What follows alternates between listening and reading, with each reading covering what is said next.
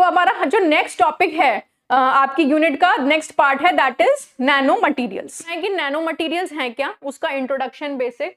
Nano जो है एक ग्रीक वर्ड है जिसका मतलब होता है ड्वार्फ, और ड्वार्फ का मतलब आप लोग जानते हो क्या है, स्मॉल, है ना, कोई भी चीज जो बहुत छोटी है। और हम जानते हैं कि 1 नैनोमीटर का स्केल जो है वो हमें क्या देता है, 1 nanometre is equal to 10⁻⁻⁹ metres. तो इसी से हम अंदाजा लगा सकते हैं कि हम नैनो टेक्नोलॉजी की बात कर रहे हैं तो हम कितने छोटे स्केल पे डिवाइसेस की बात कर रहे हैं, ठीक है। तो nano technology is a branch in which we study the design, characteristic, production, application of structures, devices and systems on nano scale, ठीक है। तो एक ऐसी साइंस जिसमें हम मटेरियल्स का कैरेक्टरिस्टिक, उनका फैब्रिकेशन, सब कुछ वो नैनो स्केल पे पढ़ते हैं, that is nano technology. Nano science is a branch of physics in which we study the phenomena and manipulation of materials at atomic, molecular and micromolecular scale। और जब हम नैनो की बात करेंगे तो हमें जाहिर सी बात है सब एटॉमिक लेवल पे जाना पड़ेगा।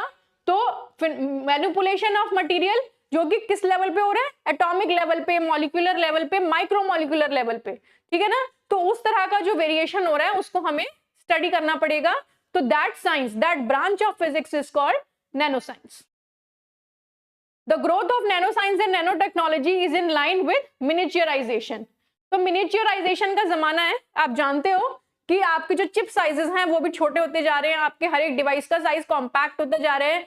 अगर आप लोगों ने कभी पुराने मोबाइल फोन्स देखे हो तो वो कितने बल्की और कितने हैवी और कितने बड़े हुआ करते थे, लेकिन अब उसका साइज रिड्यूस होता जा रहा है, वो एक स्मार्टफोन, एक लाइट वेट डिवाइस में कन्वर्ट होता जा रहा है, ठीक है। तो मिनिएचराइजेशन के पीछे जो साइंस लग रही है वो क्या है, that is nano science or nanotechnology।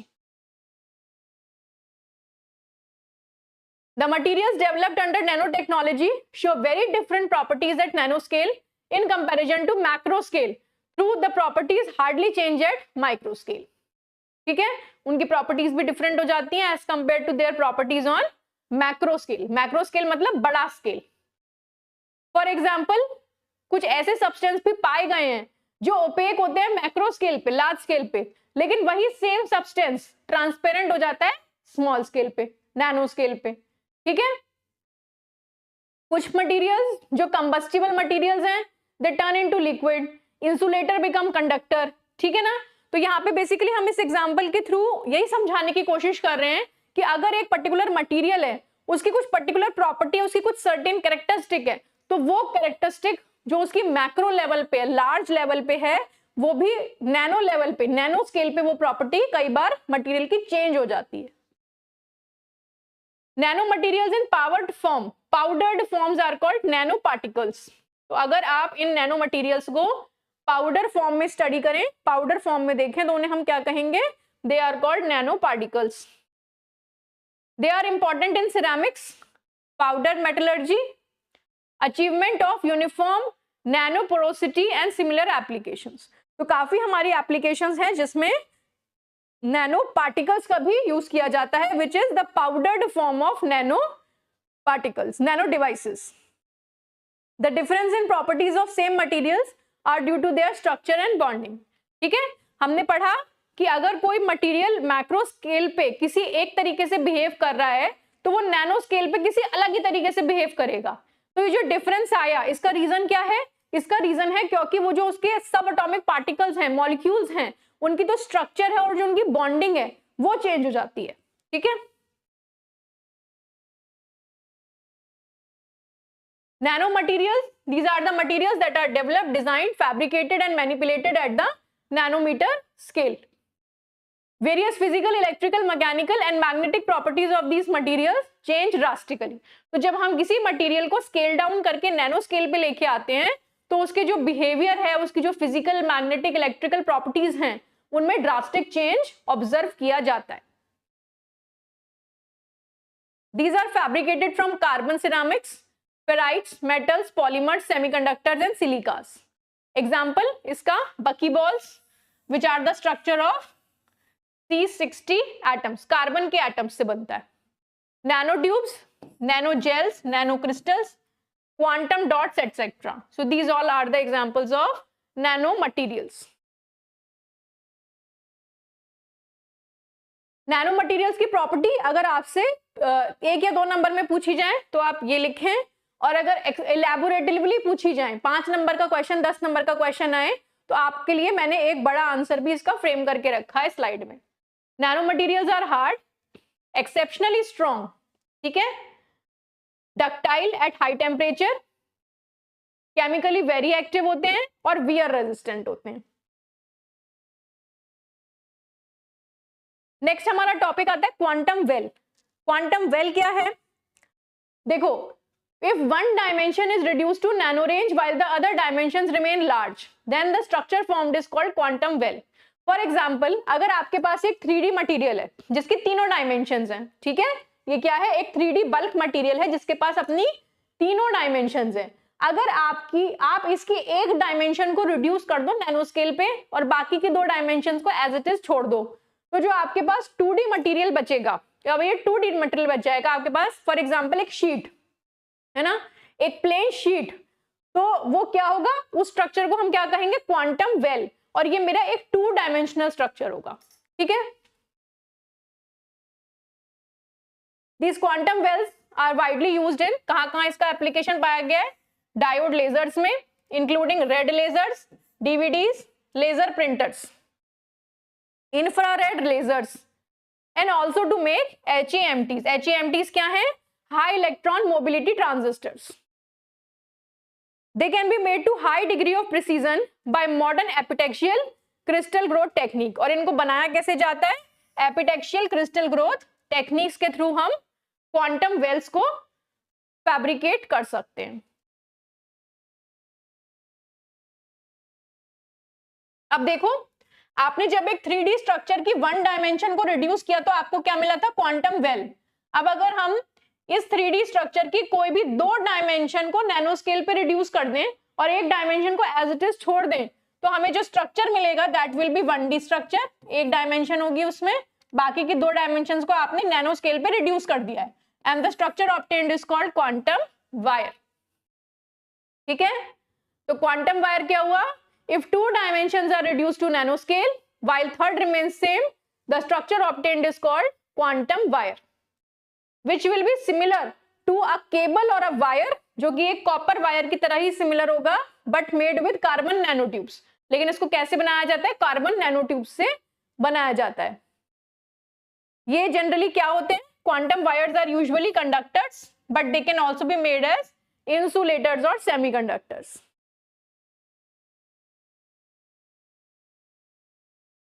Finally we have quantum dot। quantum dot क्या होगा? आपका जो 3D मटेरियल था, अगर आप उसकी तीनों की तीनों डायमेंशंस को नैनो स्केल पे रिड्यूस कर देते हैं, then the material obtained is called 0 dimensional material होता है पहली बात वो, और उसको हम कहते हैं क्वांटम डॉट, ठीक है। If all the 3 dimensions of the material are reduced to nano range, then the structure formed is called quantum dot. Quantum dots have properties intermediate between bulk semiconductor and discrete atoms और molecules, ठीक है। और इनका जो size होता है वो depend करता है, उससे डिपेंड करता है इनकी प्रॉपर्टीज, ठीक है। फॉर एग्जांपल, जो लार्जर क्वांटम डॉट्स होती हैं 5 to 6 नैनोमीटर की, they emit a longer wavelength, while जो स्मॉलर क्वांटम डॉट्स होती हैं हमारी 2 to 3 नैनोमीटर की, they emit shorter wavelengths. Quantum dot के एग्जांपल देख लो, क्या क्या हो सकते हैं? Cadmium selenide, cadmium telluride, zinc selenide and indium phosphide. These all are the examples of quantum dots. और जैसे कि मैंने आपको बताया था, ये क्या होंगे? 0 डायमेंशनल स्ट्रक्चर्स होंगे, ठीक है। इनका कोई भी डायमेंशन नहीं है। ये एक समराइजेशन 3D बल्क मटेरियल जिसके पास अपनी सारी डायमेंशंस हैं, ये मेरा एक बल्क सेमीकंडक्टर है फॉर एग्जांपल, इसकी मैंने एक डायमेंशन को रिड्यूस किया नैनो स्केल पे और ये बन गया मेरा 2D स्ट्रक्चर जिसे मैंने कहा क्वांटम वेल। फिर मैंने इस बल्क मटेरियल की 2 डायमेंशन रिड्यूस की नैनो स्केल पे, तो मुझे मिला 1 dimensional structure which I am calling quantum wire. और अगर मैं इस बल्क मटेरियल की तीनों डायमेंशन को रिड्यूस कर दूं नैनो स्केल पे, तो I get a 0 dimensional structure which is called quantum dot, ठीक है। और quantum well, quantum wire, quantum dot, ये तीनों क्या हैं? These all three are the examples of nano materials. ये तीनों ही हमारे नैनो मटीरियल्स हैं। एनर्जी डेंसिटी ऑफ स्टेट्स, तो एनर्जी पर यूनिट वॉल्यूम जो है वो डिफाइन करती है मेरी डेंसिटी, ठीक है। तो डेंसिटी ऑफ स्टेट्स को मैंने किससे रिप्रेजेंट किया? जीई से रिप्रेजेंट किया। It is a function of energy, the number of states per unit energy per unit volume, ठीक है, that electrons are allowed to occupy, that is called density of states. मतलब कि जो number of states हैं per unit energy per unit volume जिसमें कि आपके electrons आ सकते हैं, वो सभी क्या डिफाइन करते हैं? डेंसिटी। तो डेंसिटी जी को हमने मार्क किया y एक्सिस पे और एनर्जी को हमने मार्क किया x एक्सिस पे, ठीक है।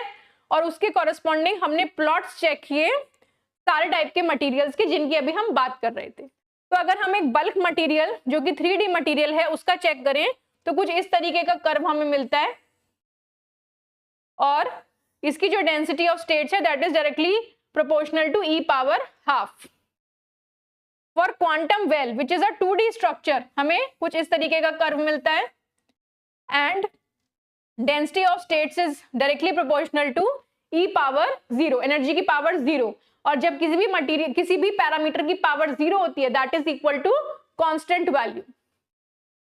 For quantum wire which is a 1 dimensional structure the graph goes like this, this is called, ये क्या होता है? ये किसका साइन होता है? This is decaying sign. तो यहाँ पे डेंसिटी ऑफ स्टेट्स जो है that is directly proportional to e power minus half. Finally for quantum dot, quantum dot क्या था हमारा?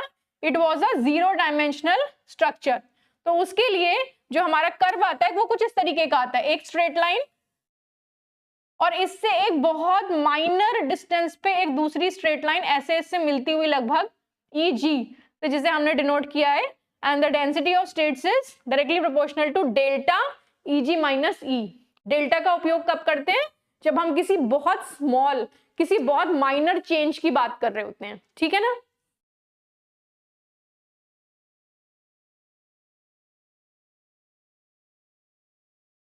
क्वेश्चन देख लीजिए, what do you mean by quantum well, what are nano material, explain basic concept of quantum dot, quantum wire, quantum well, ठीक है ना।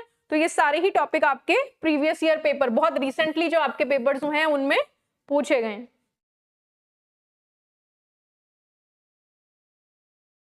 अब finally बात आती है कि ये जो नैनो मटेरियल्स हैं इनका फैब्रिकेशन कैसे होगा, इनको बनाया कैसे जाए।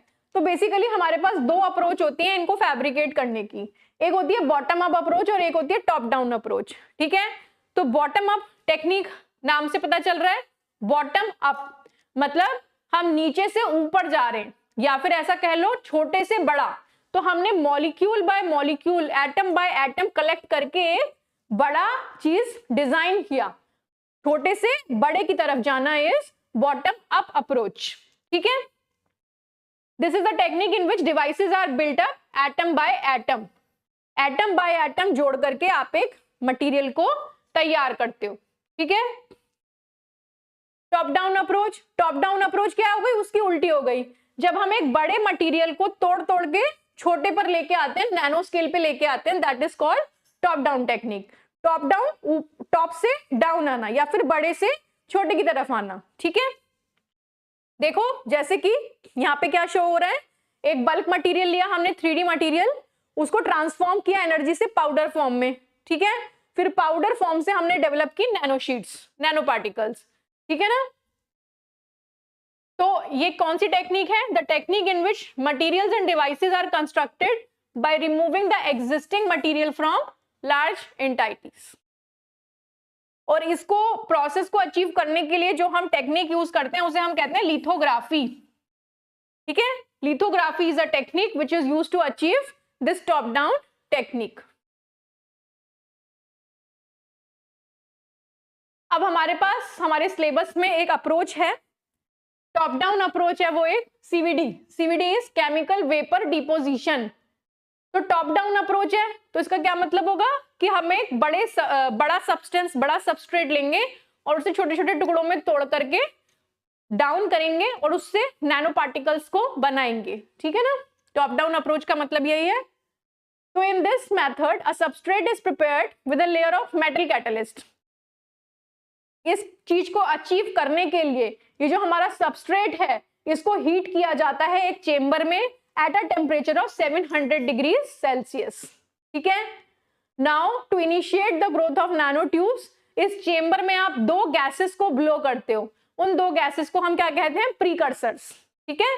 These two gases are called precursors. तो इस चेंबर में हम डालते हैं दो gases which are called precursors. क्या क्या होती हैं वो, methane CH4 carbon containing gas है जो कि, and the other one is a processed gas जो कि एक प्रोसेस से बनाई गई है।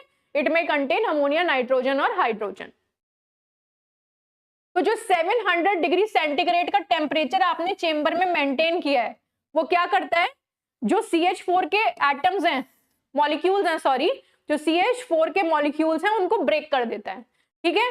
कार्बन एटम्स और हाइड्रोजन एटम्स को अलग अलग कर देता है, ये देखो। उसके बाद जो कार्बन एटम्स हैं उनके साथ हाइड्रोजन नहीं है अब लगा हुआ, CH4 जो मीथेन के एटम्स थे वो ब्रेक डाउन हो गए, C अलग चला गया, H अलग चला गया।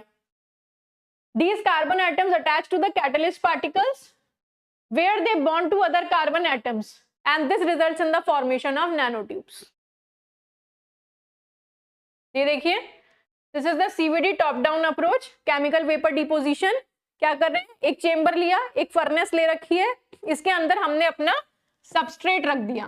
ये सबस्ट्रेट क्या है, वो मटेरियल जिसको हम तोड़ तोड़ के क्या करेंगे, एक नैनो शीट में कन्वर्ट करना चाहते हैं। अब इसको हमने 700 डिग्री सेंटीग्रेड तक इस चेंबर में हीटअप किया, वैक्यूम पंप लगा रखा है यहाँ पे, और दो गैसेस इसमें हमने रिलीज की जिनको हम कहते हैं प्रीकर्सर्स। अभी पीछे हमने पढ़ा था। तो ये जो प्रीकर्सर्स हैं ये इसमें डाले गए, हाई टेम्परेचर पे मीथेन के मॉलिक्यूल्स ब्रेक डाउन हुए, कार्बन के एटम्स अलग चले गए, तो कार्बन के एटम्स ने सबस्ट्रेट के एटम्स के साथ कंबाइन करके नैनो ट्यूब्स का फॉर्मेशन किया, ठीक है। CVD मेथड के एडवांटेजेस देख लीजिए। It is used to produce high purity high performance materials. Byproducts are removed from carrier gas flow through reaction chamber. Substrate is exposed to one or more volatile precursor. क्या था precursor? Methane और nitrogen for example हमने लिया था, which reacts or decompose on substrate to produce the desired component. It is widely used to produce coatings, powders, fibers and monolithic components. ठीक है? So this was the top-down approach, CVD chemical vapor deposition, जिसमें कि आपका nano particles, nano materials को fabricate करने के लिए जो आपका यूज किया जाता है। Another method which is used for the fabrication of nano materials is sol-jail method. और ये जो हमारी सॉल-जेल मेथड है ये क्या है, ये बॉटम अप अप्रोच है। मतलब इसमें हम एटम बाय एटम जोड़ करके एक पूरा नैनो पार्टिकल, एक नैनो स्ट्रक्चर तैयार करेंगे, ठीक है। इसको मैं ऐसे समझाऊंगी तो आपको थोड़ा सा बोरिंग लगेगा। इस डायग्राम को मैंने इसलिए आपके लिए बना दिया है, और ये जो सारे पॉइंट्स, डॉट पॉइंट्स लिखे हैं ये इस डायग्राम को ही डिफाइन कर रहे हैं। तो पहले डायग्राम देखें फिर डॉट पॉइंट्स पढ़ लेंगे। तो बेसिकली हम सॉल लेते हैं पहले, ठीक है। सॉल को हमने जेल में कन्वर्ट किया with the help of a process called sedimentation. अभी पढ़ेंगे इसको डिटेल में थोड़ा सा। फिर जेल को ड्राइंग प्रोसेस से ड्राइड जेल में कन्वर्ट किया, ड्राइड जेल को ग्राइंड करके पाउडर फॉर्म में लेके आए, उस पाउडर फॉर्म को सिफ्टिंग प्रोसेस से फाइनल प्रोडक्ट में कन्वर्ट किया, ठीक है। तो आप ये चेन याद रखना, ये डायग्राम याद रखना, तो इसकी थ्योरी आप अपने आप लिख लोगे। अब वापस चलते हैं इसकी थ्योरी पे। तो सबसे पहले हमने क्या लिया था, सॉल लिया था, है ना। This method is used to synthesize metal oxide nano particles. Sol, सबसे पहले हमने सॉल लिया। सॉल क्या है, ये एक डिस्पर्स्ड फेज है जिसमें size of the particle is very small that the gravitational force do not exist। इतना small particle होता है सॉल की फॉर्म में, पार्टिकल्स का जो साइज होता है वो इतना स्मॉल होता है कि ग्रेविटेशनल फोर्स भी एग्जिस्ट नहीं करती, ठीक है ना। Gel is a semi rigid mass. तो जेल कैसे बना, it forms when the solvent from the sol begins to evaporate and the particles left behind join together in a continuous network। ठीक है, इस प्रोसेस को हम क्या कहते हैं, सेडिमेंटेशन और सेंट्रीफ्यूगेशन। तो सेडिमेंटेशन और सेंट्रीफ्यूगेशन के बाद सॉल्ट से जब मेरा सॉल्वेंट इवेपोरेट हो जाता है तो मेरे पास क्या बचता है, gel, which is a semi rigid mass. Gel तक आ गए। अब इस जेल का क्या करेंगे, इस जेल को ड्राई करेंगे ड्राइड जेल में, ठीक है। उसके बाद dried gel is grinded to powdered form, इसको पाउडर फॉर्म में कन्वर्ट कर लिया। This powdered form is then sifted. अब ये सिफ्टिंग क्या है, sifting is the process of removing lumps to get the final product. तो सिफ्टिंग के बाद आपको मिलता है आपका फाइनल प्रोडक्ट। तो ये जो सॉल्ट जेल अप्रोच है ये मेरी क्या है, एक बॉटम अप अप्रोच है, जिसमें मैं एटम बाय एटम चीजों को जोड़कर, छोटे छोटे पार्टिकल्स को जोड़कर अपना नैनो पार्टिकल बना रही हूं, ठीक है। इसके क्या एडवांटेजेस हैं, चीप, लो टेम्परेचर टेक्निक है, fine control of products chemical composition, मतलब प्रोडक्ट की जो केमिकल कंपोजिशन है उसको आप बहुत फाइनली, बहुत सेंसिटिव तरीके से उसको आप कंट्रोल कर सकते हो।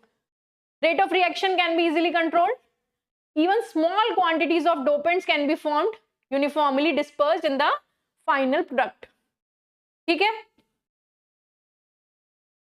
Next properties of nano material, ठीक है ना। तो शॉर्ट में मैंने आपको दे दी थी और एक डिटेल्ड डिस्क्रिप्शन यहाँ पे है। आपको क्या करना है, केवल ये जो मेजर हेडिंग्स हैं ये याद रखनी है और इनके कीवर्ड्स याद रखने हैं, ठीक है। तो मैकेनिकल प्रॉपर्टीज की अगर हम बात करें नैनो मटेरियल्स में, तो ये जो नैनो मटेरियल्स होते हैं, these materials are exceptionally strong, है ना। जब हम मैकेनिकल प्रॉपर्टीज की बात करते हैं दैट मीन्स हम उसकी स्ट्रेंथ की बात कर रहे हैं। तो जो नैनो पार्टिकल्स, नैनो मटेरियल्स हैं, these are exceptionally strong materials. The melting point of the cluster depends upon the number of atoms in the cluster. तो अगर कोई क्लस्टर है हमारे पास, उसका मेल्टिंग पॉइंट किस पे डिपेंड करेगा, उसमें कितने नंबर ऑफ एटम्स हैं इस पे। Next is optical properties. Optically ये मटेरियल्स कैसा बिहेवियर शो करते हैं, the absorption of photons occurs, मतलब ये फोटोन्स को एब्जॉर्ब कर सकते हैं, because electrons move from lower energy states to higher energy states. It is observed that clusters of different size have different energy separations, so their absorption is different for different clusters and hence different colors. Magnetic properties. These magnetic जो nano particles हैं आपके, they exhibit magnetic properties. इनमें magnetic properties भी पाई गई हैं. The smaller particles are more magnetic than the bulk materials. क्योंकि जो जितना भी हमारा particle का size small होता जाएगा, its magnetic property actually enhances, वो ज्यादा आपका magnetic बनेगा. Electronic properties. The electronic structure of nanoparticles can be studied by UV photoelectron spectroscopy. ठीक है, इसमें क्या होता है कि एक यूवी फोटोन हम स्ट्राइक करते हैं, तो यूवी फोटोन स्ट्राइक करने से जो इलेक्ट्रॉन होता है वेलेंस बैंड में, that electron is emitted, ejected, और ये जो एमिटेड इलेक्ट्रॉन्स हैं these are counted by the spectroscope. Applications की बात कर लेते हैं.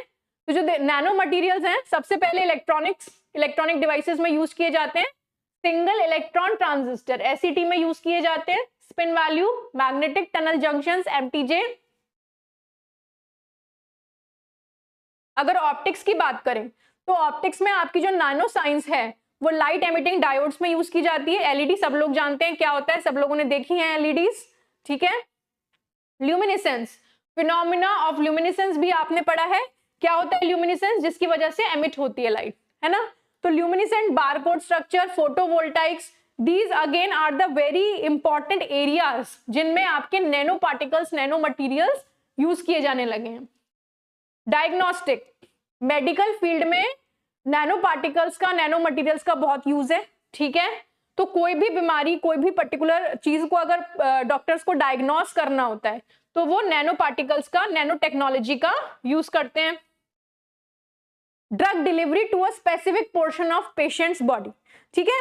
क्या होता है कि जो ड्रग्स बहुत स्मॉल अमाउंट में और बहुत ही माइन्यूटली पेशेंट की बॉडी तक अगर आपको किसी पर्टिकुलर पोर्शन तक पहुंचाना होता है तो उस केस में भी हम नैनो टेक्नोलॉजी का यूज करते हैं. Energy, mono and polycrystalline silicon are widely used in solar cell. तो एनर्जी के केस में, सोलर सेल्स के केस में भी आजकल नैनो टेक्नोलॉजी का यूज है। सेंसर्स, ऐसा पाया गया है कि जो सेंसर नैनो टेक्नोलॉजी से बने they are much more efficient than the normal ones. ठीक है, सो सेंसर्स में भी नैनो टेक्नोलॉजी का यूज आता जा रहा है। सुपीरियर लाइट वेट मटीरियल्स, ठीक है, light weight materials including bullet proof clothing, carbon fibre, tear resistant clothes, pout materials, तो इन सभी चीजों में नैनो टेक्नोलॉजी का, इन सभी डोमेन्स में, फील्ड्स में नैनो टेक्नोलॉजी का यूसेज आजकल किया जाने लगा है। ठीक है, so this was about the applications of nano materials, जिस पर भी क्वेश्चन पूछा जा सकता है।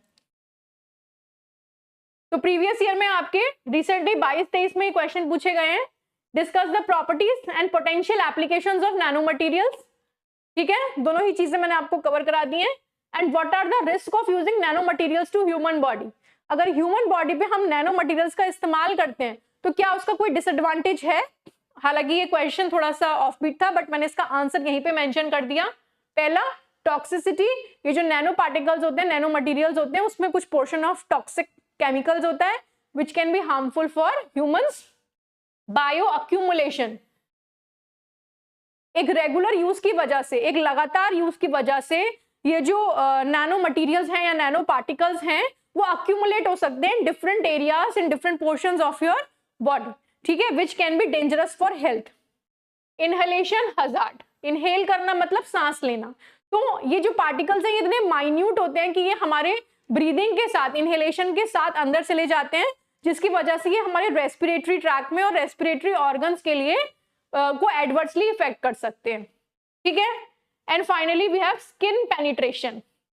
ठीक है, तो ये जो मटेरियल्स हैं ये इतने स्मॉल और माइन्यूट हैं कि ये हमारी स्किन सरफेस से भी हमारी बॉडी में पेनिट्रेट कर सकते हैं and they can have a adverse effect on the human health. ठीक है, so these are the adverse effects that nano materials can have on human body. बाकी जो पोर्शन है that has been covered in the presentation, in the slides. So thank you students, that's all for today.